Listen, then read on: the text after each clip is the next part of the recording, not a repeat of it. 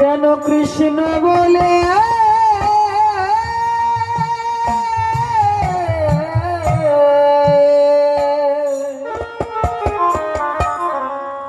কাঁদিতে। আমাদের পক্ষ কয়টা গো? হ্যাঁ, মিথ্যা কথা, আপনারা জানেন পক্ষ তিনটা, একটা বাদী পক্ষ, একটা বিবাদী পক্ষ, একটা তৃতীয় পক্ষ। কয়টা হলো? মানে তৃতীয় পক্ষকে বলা হয় নিরপেক্ষ,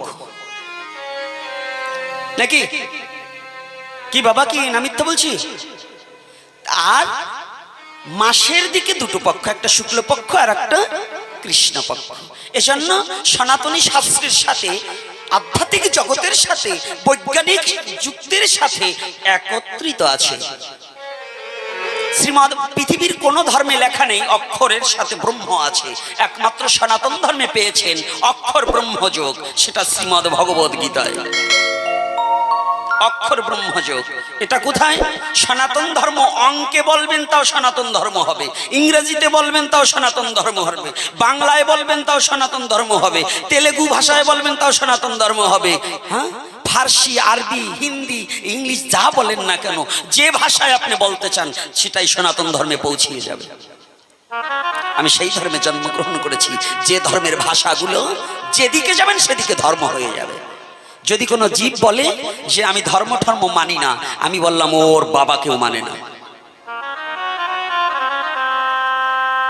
যারা ধর্ম মানে না তার বাবাকেও সে মানে না। আর যে বাবাকে মানে না সে, বুঝেন তো বাবার কেমন সন্তান? অর্থাৎ পিতার পরিচয়বিহীন সন্তান। অর্থাৎ সনাতন ধর্ম আপনাকে শিক্ষা দিচ্ছে একে চন্দ্র, দুয়ে পক্ষ, তিনে নেত্র, চারে বেদ, পঞ্চবান, ছয় ঋতু, সাত সমুদ্র, অষ্টবসু, নয়ে নবগ্রহ, দশে দিক। এটা পৃথিবীর অন্য কোন ধর্মে দিতে পারেনি। এটা সনাতন ধর্মের আর্য মহর্ষিদের ধার্য করা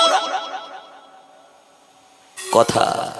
এত সহজ নয়। ওই পাতলা বুদ্ধিতে 4 কলম লেখা পড়ে শিখে 6 ক্লাস পাশ করে সনাতন ধর্ম সম্বন্ধে আপনার বুঝার যোগ্যতা হবে না। সনাতন ধর্ম বুঝতে হলে, শিখতে হলে, জানতে হলে গুরু অনুগত হয়ে ভজন করে সেই উপলব্ধি করতে হয়। এটা ভজনের বিষয়, এটা কোনো সাধারণ বিষয় নয়। জয় নিতাই গৌর হরি বল।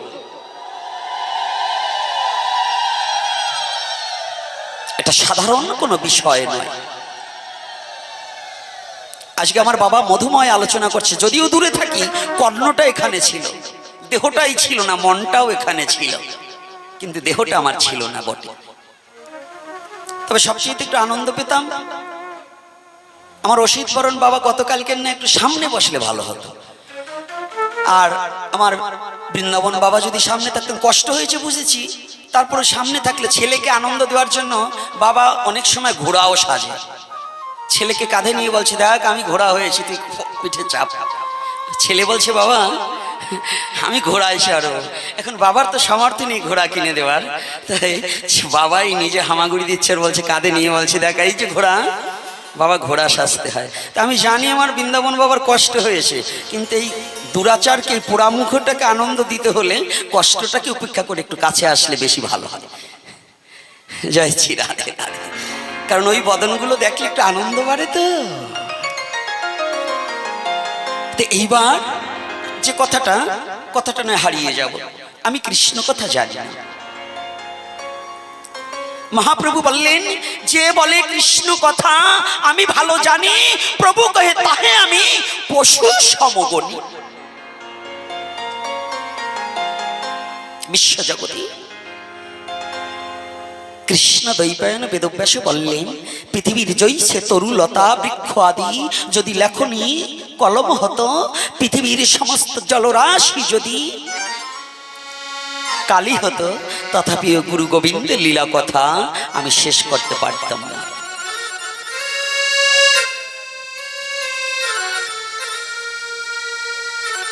আজকে দুখানা পয়েন্ট পেয়েছি, দুটো পয়েন্ট পেয়েছি কি জানেন? আজকে আমার অসিত বরণ বাবা এমন একটা কথা বলেছে, অগস্ত্য মুনি নাকি পৃথিবীর 3 ভাগ জল 1 ভাগ স্থল, এই 3 ভাগ জলে নাকি খাইয়ে ফেলছে। চিন্তা করছেন? এই চোরের ছেলে, ওনার বাবা ছিল চোর, বুঝতে পারিছেন? এই অসিত বরণ চক্রবর্তী আমার বাবা, তাই ওনার বাবা আমার কি হয়? দাদু ভাই না, দাদু ভাই না। তো ওনার বাবা ছিল চোর, চোরের ছেলে ওনার বাবা খাইতে পারবে? 3 ভাগ জল আর 1 ভাগ স্থল ওনার বাবা খাইতে পারবে? তবে কি উনি মিথ্যা বলছে? না না না, উনি কখনো মিথ্যা বলেন, উনি শাস্ত্র থেকে বলেছে। শাস্ত্রে কি আর মিথ্যা শিখায়? সকল শান্তির মূল শয়তান যাদের চাপলো ঘাড়ে, গাইল তারা ভুল। শাস্ত্র কখনো মিথ্যা শিখায় না।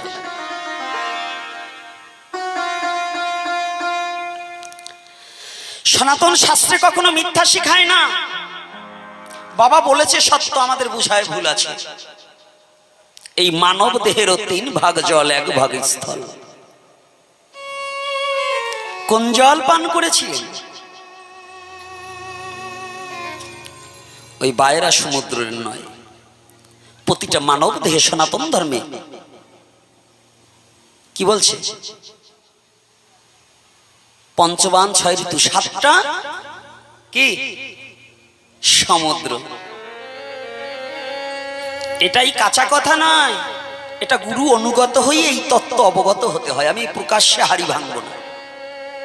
খেয়েছিল জল, খাইনি তা নয়।